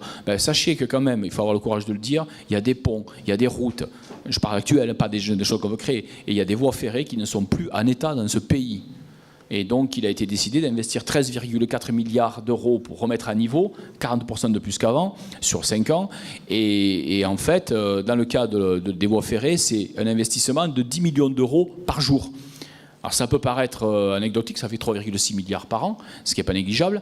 Et ça, c'est extrêmement important parce qu'aujourd'hui, il y a des manques de moyens. Il y a besoin à certains endroits d'allonger des quais, à d'autres endroits de créer des espaces mobilité, des espaces intermodalité, pardon, à d'autres d'améliorer les problèmes de cisaillement, etc. Il y a plein de choses à faire. Et en réalité, à un moment donné, on a mis un peu le paquet sur les autoroutes. Et le TGV, c'était très bien, hein, ça correspondait à un besoin sûrement du pays à un moment donné. Mais maintenant, il faut qu'on améliore l'existant, parce que si on veut maintenir notre ruralité à un certain niveau, il faut se poser la question de la mobilité en ruralité. Je sais que vous le savez tous, mais je le rappelle quand même. On a pris les chiffres de 2017. En 2017, vous avez 25% de personnes en recherche d'emploi ou en recherche de stage pour nos étudiants qui ont refusé une offre d'emploi ou une offre de stage pour un problème de mobilité. 25%. Bon, moi, je trouve ça énorme. Donc, c'est tout ça qui nous motive. Alors, est-ce qu'il y aura d'autres types de lois qui permettront d'aménager, enfin, d'aller sur ces sujets-là? C'est probable, parce qu'au-delà de ce qui peut venir du gouvernement, il y a les propositions de loi, vous savez, qui peuvent venir des parlementaires, et il y a un certain nombre de sujets qui sont en gestation sur ces thématiques-là. J'imagine que peut-être vous voyez un petit peu l'exemple qu'essaie de mettre en avant M. Fugit, et vous pouvez l'associer aussi à votre commune et la manière dont ça se passe sur votre territoire. Moi, j'allais aborder une autre question. Je voulais dire que le débat de la gratuité ne nous fait pas de bien. Parce qu'il faut faire comprendre que le transport, les mobilités, ça a un coût. Ça a un coût. Et que, bon, alors je veux dire, notre collectivité, sur les 7 ans, on a dit qu'au bout des 7 ans, on est à environ un budget de 12 millions d'euros, on va en rajouter 5 par an. et qu'en investissement, on va renouveler toute notre flotte. On passe au biogaz avec des projets de méthanisation, un centre régional de méthanisation, donc un projet qu'on essaie le plus cohérent possible. Mais on a besoin du VT. Alors, quand on va voir les entreprises, les plans de mobilité, ils nous ont dit c'est quoi ces machins, etc. Bon, ça nous a quand même permis de leur expliquer et puis de mettre en avant un certain nombre de choses. Par exemple, effectivement, les jeunes de moins de 18 ans qui refusaient des emplois parce qu'ils n'avaient pas de moyens de transport, surtout quand c'était le matin à 6 heures, d'où la mise en place de navettes spécifiques. Enfin bon. Mais donc, le VT, et puis une certaine participation des usagers, modulée. Enfin voilà, on a une carte jeune à 30 € par an, hein, une carte senior au même prix, plus une tarification sociale. Enfin, je veux dire qu'on est sur des tarifications modestes, mais qui existent, parce qu'il me semble qu'il faut répartir un peu l'effort entre, effectivement, les entreprises, les usagers et le contribuable. Le contribuable, et que cette idée que finalement ça pourrait être gratuit, et que du coup on résoudrait tous les problèmes, elle me paraît fondamentalement fausse.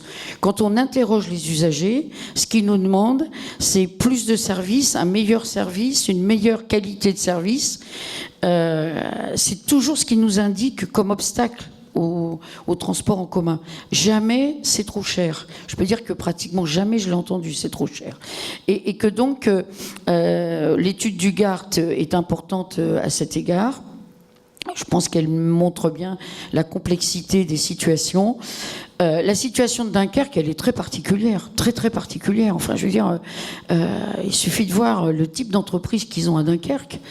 Leur réseau qui est le long de la mer, un réseau très particulier, et surtout finalement que ce soit une forme de redistribution acceptée par les entreprises, je le comprends très très bien à Dunkerque, mais la situation de Dunkerque, elle n'est pas du tout transposable, et que donc dans nos petites collectivités avec un tissu d'entreprises moyennes, quand on arrive à un VT, un 1, un 2, un 3, les entreprises nous disent attention, c'est l'attractivité aussi du territoire qui serait mise en cause. On peut pas juste claquer dans les doigts et augmenter le budget général. Il faut se battre avec les autres priorités, et donc voilà, ça c'est.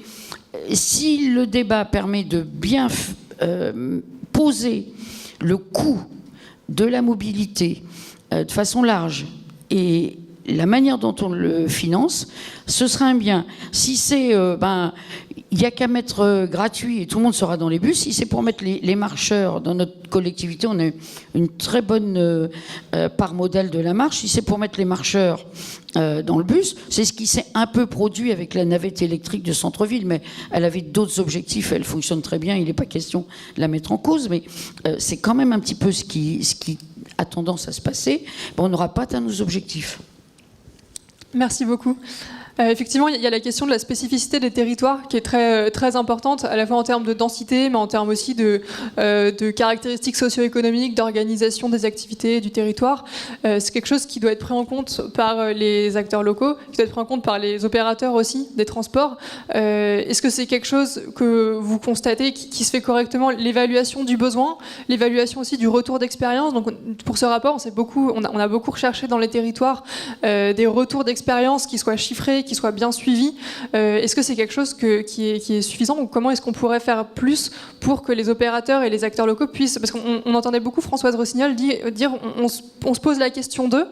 Et finalement, est-ce qu'il n'y a pas une question de... On se pose beaucoup de questions, mais on manque de chiffres, on manque aussi d'analyse de ce qui est en train de se passer. Est-ce qu'à l'UTP, vous constatez aussi le même besoin de... Est-ce que vous arrivez aussi à faire ces évaluations, ou est-ce qu'il y a une question de coordination de l'évaluation des politiques de mobilité au niveau national ? Nous, ce qu'on constate, coordination des politiques de mobilité au niveau national, je vous arrête tout de suite. Libre administration des collectivités locales, il n'est pas question du tout pour qui que ce soit d'aller voir ce qui se passe. D'accord, disons dialogue et discussion. Voilà. Alors, effectivement, je saluais tout à l'heure la disposition de la LOM qui met en place les contrats opérationnels de mobilité. Ça a l'air une évidence. mais il a fallu attendre la LOM pour qu'on mette autour d'une table des AOM et des régions. Alors ça se passait dans certains endroits de France, ça se passait pas partout et loin s'en faut. Donc on est en droit d'être optimiste là-dessus, parce que même, j'ai toujours un peu de mal avec cette idée de zone blanche de mobilité qui a été beaucoup reprise au moment des assises. Il y a toujours une autorité organisatrice de transport, où que ce soit dans le territoire. Il y a toujours eu une autorité organisatrice de transport. Maintenant, il y a 330, comme je le disais tout à l'heure, autorités organisatrices de mobilité, qui sont les communautés d'agglo, les communautés urbaines, les métropoles, etc. Mais autour et entre celles-ci, il y a quand même bien une collectivité en charge de la mobilité. Elle s'appelle la région. Avant, c'était le département. Maintenant, tout est remonté à la région. Mais il y a quand même des services qui existent en dehors des agglomérations. Maintenant, effectivement, il s'agit de les coordonner avec les services urbains. C'est tout l'enjeu, je pense, de cet article de la LOM. Et on ne peut que s'en satisfaire. Maintenant, au niveau... Je le disais encore tout à l'heure, les 330 AOM ont vu leur surface et desservir doubler au cours des 10 dernières années. Là, on est en train, pardonnez-moi l'expression, de courir après l'urbanisation. On est en train de courir après les talons urbains. Alors, des évaluations, elles se traduisent en termes de fréquentation, parce qu'on voit que ça marche. Quand on va chercher des gens loin, on voit qu'on va en chercher. Pas autant qu'on souhaiterait, parce qu'on arrive dans des endroits où, malheureusement... On touche des zones où les gens ont de toute façon été obligés d'acquérir des voitures avant que le service de transport arrive chez eux. Donc c'est difficile de leur faire quitter cette voiture. Une fois de plus, leur donner envie de passer dedans, leur apprendre. Parce que M. Fugy, tout à l'heure aussi, disait très justement que 22%, alors il me semble que c'est 22, c'est entre 22 et 25% des demandeurs d'emploi ont été amenés à refuser un emploi faute de moyens pour s'y rendre. Il n'y a pas qu'une question d'horaire décalé, il y a aussi des gens qui ne savent pas. En France, on a 7 millions de personnes qui ne savent pas lire. 30 millions de personnes qui ont des difficultés avec la langue française. C'est-à-dire que si on vous accompagne pas, et là encore, comité des partenaires de la LOM, on va mettre autour de la table Pôle emploi avec les réseaux de transport, mais chouette, parce que Pôle emploi va pouvoir être associé et dire, regardons, il y a sûrement une offre d'emploi pas loin de chez vous qui va vous déposer pas loin, ou alors à un endroit où vous pourrez prendre un vélo et le laisser et terminer votre parcours jusqu'à chez votre employeur. Je dis pas partout, je dis pas que ces 22% on va les éradiquer du jour au lendemain, mais je pense qu'il y a un vrai problème de communication, de pédagogie au niveau de l'usage des transports publics. Alors évidemment, je vais faire un toute petite crochet vers la gratuité. Bon, effectivement, on ne peut pas se satisfaire des réseaux de transport qui passent en gratuité. Alors déjà, parce que ça ne résout pas ce problème de comment je prends mes transports, puisque de toute façon, vous n'avez plus de point de vente, donc vous n'avez plus d'endroit où vous pouvez demander comment je fais d'aller d'un point A à un point B. C'est déjà un problème majeur. Outre le report modal qui n'est absolument pas avéré de la voiture, etc., on pourra en parler. Mais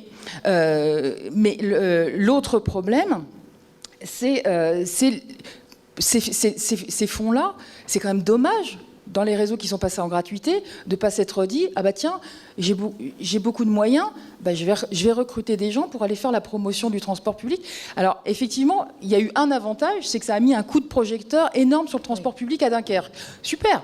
Je pense qu'il était possible de faire autrement. Je pense qu'il était possible de faire autrement, de mettre en lumière le transport en allant voir les gens, en allant les prendre par la main. Il y a des réseaux qui le font, en allant dans tous les centres commerciaux, en allant sur tous les marchés, en disant, voilà, regardez, il se passe un truc, il y a un réseau de transport performant chez vous, regardez-le, prenez la peine de vous attarder, de vous rendre compte qu'il y a une offre à côté de chez vous. Merci beaucoup. Je suis désolée, on va être obligé de s'arrêter là pour pouvoir prendre quelques questions du public, puisque c'est aussi le but, mais je pense que ça donnera l'occasion d'approfondir certains sujets. Alors... Deux des micros. Merci beaucoup.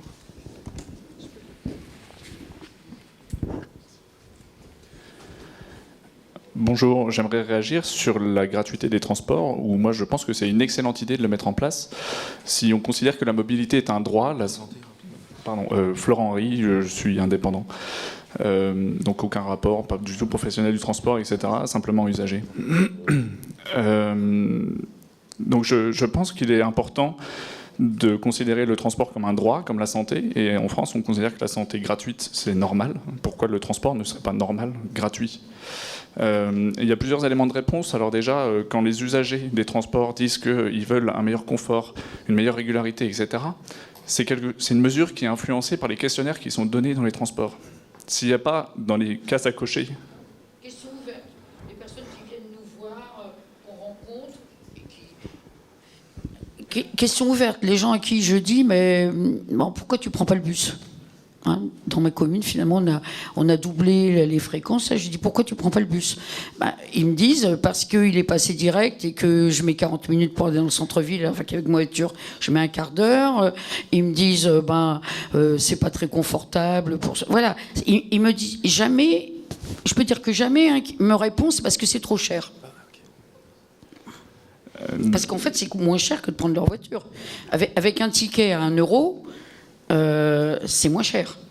Mais est-ce qu'ils sont certains que c'est moins cher, justement ?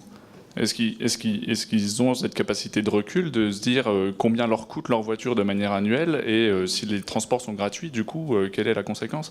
Alors il y a ça d'une part sur la gratuité des transports et ensuite, c'est pas parce qu'on rend gratuit les transports qu'on enlève les agents d'accueil ou d'orientation qui du coup auraient plus de temps pour l'orientation des passagers. Et ensuite, il y a aussi toutes les économies réalisées pour la fraude, les contrôles antifraude, la non-billetterie, etc. Et donc aussi toutes les économies d'émissions de CO2 pour tous les systèmes informatiques qui ne sont pas nécessaires pour la vente de billetterie, par exemple. Moi, je ne suis pas contre la gratuité, à condition de pouvoir tout faire. La gratuité n'existe pas, elle a un coût, donc si ce coût peut être pris en charge et qu'on est suffisamment riche, mais il me semble que les mêmes sommes sont utilisées plus efficacement autrement. Par exemple, pour moi, aujourd'hui, ce qui me paraît primordial dans mon réseau, c'est l'information. C'est l'information. Moi, ce matin, je suis arrivé gare du Nord. J'ai tapé Terre au curé, puisqu'on est rue de la Terre au curé. Je me suis dit, bon, c'est un beau nom. Et clac, j'avais jamais pris le tram. Et bon, RERB, tram, etc. Bon, le jour où le même logiciel existera dans ma collectivité, je suis sûr que ça fera avancer auprès des actifs. Ils regarderont, ils diront, tiens, finalement, c'est plus pratique que je ne pensais. Après, le problème des personnes en difficulté avec la lecture, il est énorme. Mais aujourd'hui, franchement, le tableau à double entrée, avec des lieux dont on ne sait pas où ils sont, et puis des horaires compliqués, quand vous ne connaissez pas une ville, c'est extrêmement difficile. Et même en la connaissant, vous ne connaissez pas forcément, si c'est à l'autre bout de la ville, vous ne connaissez pas forcément le nom de l'arrêt de bus, etc. Enfin, bon, ça, finalement, moi, si j'ai demain, vous me donnez 3 millions sur ma collectivité, c'est ça que je fais tout de suite. C'est prévu pour dans 2 ans. Je le fais tout de suite. Et je pense que ça aura plus d'impact, et un impact de longue durée sur les actifs, sur le transport qu'une gratuité. Mais ça peut se discuter, ça peut se discuter. Oui, alors, 2 choses. Vous parlez de droit à la mobilité, j'entends, absolument. C'est pas. J'ai le droit aussi d'avoir de l'eau pour boire, pour me laver. J'ai le droit de vivre dans un environnement sain, et pour autant, mon eau, je la paye. Ma taxe d'enlèvement des ordures ménagères, je la paye. Et j'entends pas, mais peut-être je suis très désinformée, de demande pour que l'eau soit gratuite, pour l'enlèvement des ordures ménagères soit gratuite. Mon électricité, c'est pareil, c'est un droit, c'est un besoin fondamental. Pour autant, je n'entends pas non plus de demande de gratuité. C'est une observation. Pour le coup, en revanche, je vois une petite contradiction dans ce que vous avez dit sur on économise avec le personnel qui lutte contre la fraude. C'est pas parce que c'est gratuit qu'on est en sécurité dans les transports, malheureusement. Et donc, il faut quand même du personnel, donc que ce soit pour contrôler les billets ou garantir la sûreté des voyageurs. Donc là, je vois pas bien où serait l'économie. Par ailleurs, c'est bête, mais des budgets, des recettes tarifaires, on en a besoin.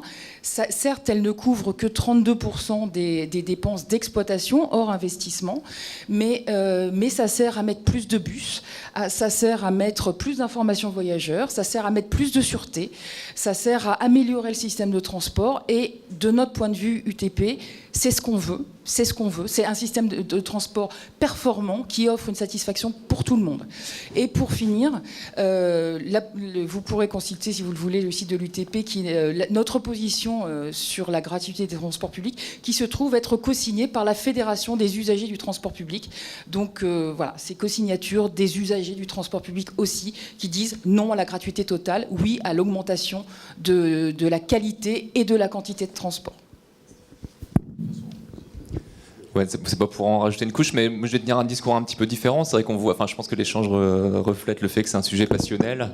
Il y a des débats assez virulents par médias interposés, etc. sur ce sujet. Moi, je pense que c'est un sujet qu'il faut analyser. C'est un sujet politique. On voit que beaucoup de collectivités s'y intéressent malgré tout à ce sujet. Donc, je pense qu'il faut le regarder de manière neutre. Voilà, regarder quels sont les résultats. Alors Dunkerque a sorti des résultats, il faut les analyser, il faut voir comment on peut les compléter. Et puis il ne faut pas non plus oublier que la gratuité, c'est pas que la gratuité totale pour tout le monde et tout le temps comme à Dunkerque. Il y a aussi des formes de gratuité partielle pour les enfants, par exemple. Certains réseaux, c'est payant à partir de 4 ans, d'autres à partir de 12 ans, 18 ans, 25 ans. Ces formes de gratuité, quels impacts elles ont sur le service, sur les changements de comportement qu'elles peuvent induire. Il y a des réseaux qui rendent le réseau gratuit un jour dans la semaine, le samedi par exemple. Et puis enfin, il y a des réseaux comme ce qu'a fait Amiens par exemple. Ils ont refait complètement leur réseau et ils ont fait 5 semaines de gratuité au début pour faire découvrir le réseau aux personnes et finalement que le plus grand nombre de personnes possible finalement aillent tester le réseau. Et ça, c'est aussi des formes intéressantes. Et je pense que plutôt que de vouloir mettre le sujet sous le tapis, dire on va même pas le regarder, non, il faut regarder quelles sont toutes les formes de gratuité possibles et quels sont leurs impacts, mais les regarder de manière neutre et de manière scientifique.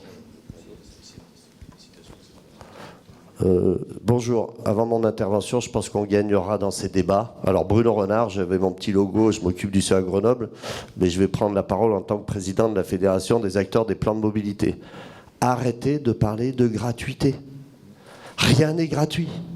Et donc vous créez un mélange dans les genres des gens en disant arrêtez de parler de gratuité. Voilà, vous pouvez lancer le débat comme vous voulez, mais il y a des gens qui payent, dont les entreprises, avec le versement mobilité.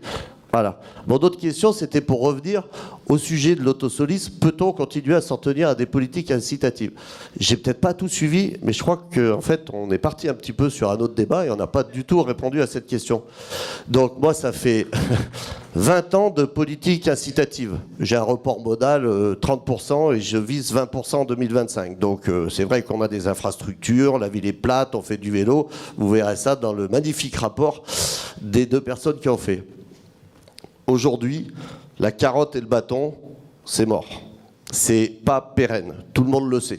Donc, politique incitative, oui, il faut y aller quand on démarre quelque chose, mais on sait que ça ne durera pas. Donc, il a été dit que c'était dans le changement de comportement qu'il fallait évaluer. Mais il y a une règle clé. La seule politique coercitive, puisque incitative, coercitive, c'est pas de bras, pas de chocolat, pas de stationnement, pas de voiture. Et donc tous les problèmes sont résolus par rapport à cette notion que le stationnement, ça coûte une fortune aux entreprises. C'est entre 1 000 et 1 500 euros par an. Les gens l'oublient en gestion. Et donc, si vous voulez vous taquer, donc je rejoins monsieur le député sur le fait que si on supprime des places de stationnement, forcément, ça va faire du report modal. Je terminerai juste par rapport au changement de comportement. L'autopartage. Mais c'est sidérant comme quoi on ne parle pas assez de l'autopartage. J'étais avec la ministre quand elle a lancé son plan national d'urgence sur le covoiturage. Ses conseillers ne lui avaient pas dit qu'il y avait une interaction entre l'autopartage et le covoiturage. Donc quand on manque des rendez-vous comme ça dans la vie, l'autopartage, c'est la solution. Et donc si vous demandez à une société d'autopartage quel est son chiffre d'affaires et son bilan quand elle réussit son déploiement, vous avez une augmentation du chiffre d'affaires, tout le monde se jette sur l'autopartage, et puis après, ça descend. Pourquoi ? Parce que la personne, quand elle utilise l'autopartage, elle l'utilise au début comme elle utilise sa propre voiture. Et quand elle voit que ça lui coûte beaucoup plus cher que sa propre voiture, et ben à chaque fois qu'elle va prendre un autopartage, elle se pose la question, mais tout compte fait, si j'y allais pas à pied, si j'y allais pas en vélo, ainsi de suite. Donc voilà, j'ai pas de question parce qu'on avait bifurqué sur l'autre politique incitative, mais c'est sûr que c'est la clé de tout aujourd'hui. Il y a des tas de gens, des métropoles qui veulent récompenser le covoiturage, qui veulent récompenser tout ça. Aujourd'hui, les sociologues nous disent ça ne durera pas. Donc il faut faire des choses beaucoup plus pérennes si on veut gagner ce report modal de l'autosolisme. Merci. Merci beaucoup. Pour répondre brièvement, puisqu'il s'agit du cadrage, effectivement, donc en fait, on peut parler du degré d'incitation qu'il faut mettre en place. Politique de stationnement restrictive pouvant être parfois vécue comme trop dure et plus coercitive qu'incitative. Donc finalement, on joue un peu sur les mots, mais il y a cette question-là. Sur l'autopartage, une petite précision, si on ne l'a pas abordé ce matin, c'est parce que notre rapport, il se situe vraiment dans des zones, dans les zones de moyenne densité, où nous, on a déjà un petit peu travaillé sur le sujet au Shift dans un autre travail par ailleurs, où on montrait que l'autopartage est une solution intéressante quand il y a déjà d'autres manières de se déplacer. Du coup, l'autopartage viendrait en complément d'alternatives à la voiture. Donc c'est l'objet d'une note de mon collègue Nicolas Raillard du Shift Project que vous pouvez trouver. On en a quelques exemplaires ici et qu'on a aussi sur le site internet. Mais voilà, qui cherche à expliquer pourquoi est-ce que là on n'en parle pas vraiment ce matin. C'est une solution intéressante en complément de transports en commun qui sont fonctionnels et pertinents, d'une politique vélo, d'une politique de covoiturage, voilà, d'un complément, d'une complémentarité de systèmes et de modes alternatifs. Voilà, petite précision. Est-ce qu'on a encore une ou deux autres questions qu'on peut prendre rapidement avant de... Voilà. Oui, bonjour, Aurore Fabre-Landry, cabinet de conseil Sustainable Mobilities. Je voudrais revenir sur l'analyse par effet, donc, que Mathieu Chassigny a montré tout à l'heure. Donc, le principal responsable de l'augmentation des émissions de CO2 des transports, c'est l'augmentation des distances, fois 3,3 de mémoire. Et ça, on sait que c'est essentiellement en lien avec l'augmentation des distances entre le domicile et le travail et les activités, et en lien évidemment avec l'étalement urbain. Donc ma question est la suivante. Alors, et aussi également, en arrière-plan de cette question, on a parlé tout à l'heure des gens qui ne pouvaient pas se permettre d'habiter en centre-ville, qui du coup allaient là où le foncier était le moins cher, de plus en plus loin. Donc ça, c'est certaines personnes, mais beaucoup de ménages font en réalité un arbitrage entre superficie, c'est-à-dire une maison plus loin ou un appartement en première couronne, admettons. Donc la question est la suivante. A-t-on déjà envisagé d'assortir la vente des biens immobiliers d'un DPM, un diagnostic de performance mobilité, qui serait un peu l'équivalent du DPE, qui a vocation de faire prendre conscience aux gens qu'ils vont acheter une maison pas chère, mais qu'elle est super mal isolée, donc ils vont payer très cher leur énergie. Là, ils achètent une maison pas chère parce qu'elle est loin, c'est pas desservi, il n'y a pas de réseau de transport, il n'y a pas de piste cyclable, il n'y a pas de gare, mais que ça va leur coûter cher en mobilité, afin qu'ils ne se retrouvent pas ensuite coincés le jour où, inévitablement, le prix du carburant augmente, que ce soit à cause du prix du pétrole ou de la taxation carbone. Pour répondre, alors c'est vrai que s'il faut bien voir sur le graphique que j'ai montré, c'est qu'en fait il illustre un double effet rebond qu'on voit sur les transports.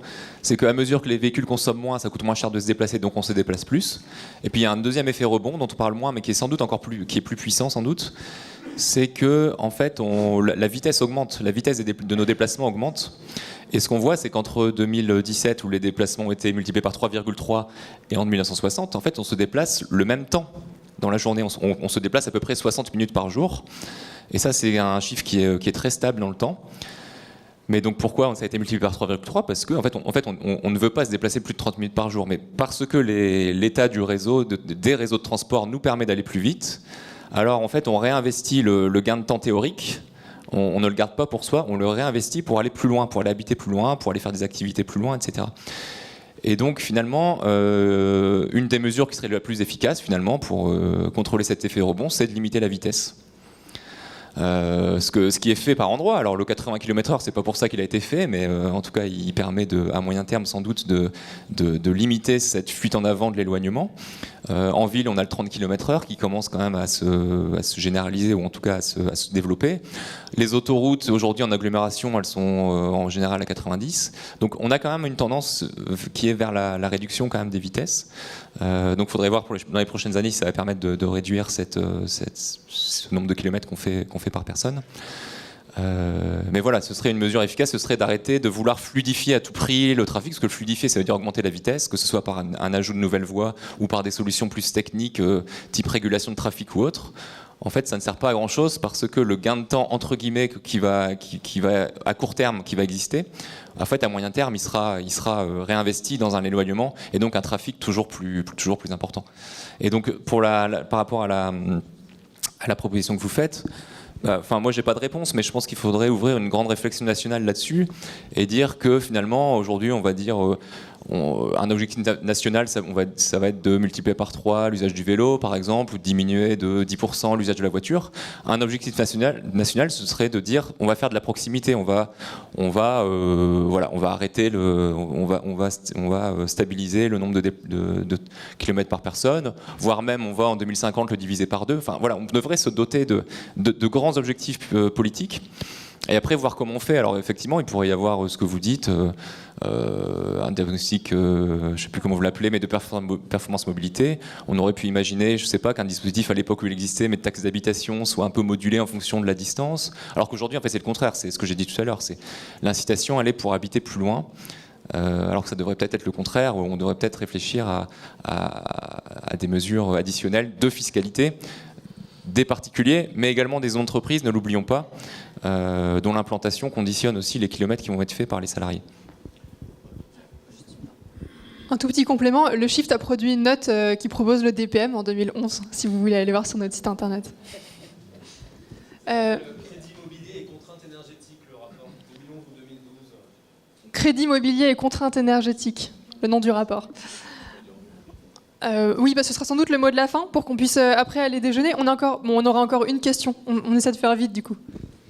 Bon, en fait, la question que je voulais poser, Mathieu Chassignet vient d'y répondre, formidable. Donc je n'ai qu'une remarque à faire à propos de la gratuité des transports publics à Dunkerque. Une info. Cette gratuité et la refonte du réseau ont baissé le trafic auto de 3% dans le périmètre de transport urbain, ont baissé les déplacements à pied de 3% et ont baissé les déplacements à vélo de 12%. Merci beaucoup. Monsieur Fugit, dernière remarque. Oui, je vais faire vite, je vous rassure. Simplement, vous dire que cette loi d'orientation des mobilités dont il va falloir rentrer dans la mise en application, il n'y a pas eu de loi d'orientation sur les transports depuis 1982. Et donc, il y a énormément d'outils. Ce que j'ai tenté de faire là ce matin, c'est de vous en présenter un certain nombre. Je me dis que c'est plutôt une chance de pouvoir se parler parce que j'ai remarqué que dans les médias, en prime time, on ne parlait jamais de ces sujets-là. Donc, c'était l'objectif. Et je vous invite à vraiment regarder ce qu'il y a dans cette loi parce qu'il y a une partie des questions, des réponses aux questions que vous vous posez. L'ouverture des données, on n'en a pas parlé. On n'a pas parlé des zones à faible émission, on n'a pas parlé de l'ouverture des données, on n'a pas parlé du verdissement aussi parce que par rapport à la problématique du CO2, il y a aussi la problématique au-delà des kilomètres, la problématique du verdissement de nos flottes. Ce qui est certain, c'est que sur l'ensemble de cette loi, il y a énormément de mesures dans différents domaines. Elle est vraiment, encore une fois, il n'y en a pas eu depuis plus de 40 ans de loi de ce type-là, ou près de 40 ans, pardon. Eh bien, moi je crois qu'il y a de quoi d'embarquer un petit peu tout le monde. Et je voulais vous faire la remarque suivante, c'est que j'ai inscrit dans la loi, et je dis je parce que c'est venu par amendement parlementaire de ma part, l'idée que tous les 5 ans, il y aura de manière obligatoire un débat national sur la question de nos carburants et de nos évolutions technologiques. C'est une première que d'avoir proposé une trajectoire d'évolution. Il n'y a pas que l'objectif dont on n'a pas du tout parlé, 2040-2050, mais qui a un lien. Certains ont tendance à dire qu'on a dévié le discours. En réalité, c'est pas du tout vrai. Par rapport à l'autosolisme, c'est des conséquences derrière. Et la LOM, elle répond à l'ensemble de la réduction de l'impact environnemental de nos transports. Donc l'autosolisme, c'est comme prétexte pour en parler, bien entendu. C'est comme ça qu'il faut le voir. Et donc d'ici 2040-2050, il y a des objectifs majeurs dans ce pays, donc la fin des énergies fossiles, la neutralité carbone, et on a mis une trajectoire, parce que c'est pas le pourquoi qui compte, c'est le comment. Et dans cette trajectoire, à partir de en 2024, en 2029, tous les 5 ans, il y aura un grand débat national, et dans le cadre de ce débat national, il va falloir évaluer ce que la LOM aura permis de faire et corriger, parce qu'encore une fois, il faut se donner des orientations, il faut s'en saisir, les collectivités à titre individuel, les entreprises, etc. Et puis ensuite, il faut corriger. Là où ça ne va pas, et bon, on dit ça ne va pas et on corrige. Et c'est ce qu'il faudra faire. Et j'espère qu'on ira vers une mobilité plus propre, plus active, plus propre, et qui permettra d'avoir une société apaisée par rapport à la question du transport, parce que malgré tout, c'est un sujet majeur, et c'est un sujet dans lequel il faut qu'on s'embarque tous. Merci beaucoup à tous les quatre d'être venus parler avec nous aujourd'hui de ces sujets très sensibles et passionnés et en même temps compliqués. Donc merci encore et merci à tous d'être venus aussi ce matin.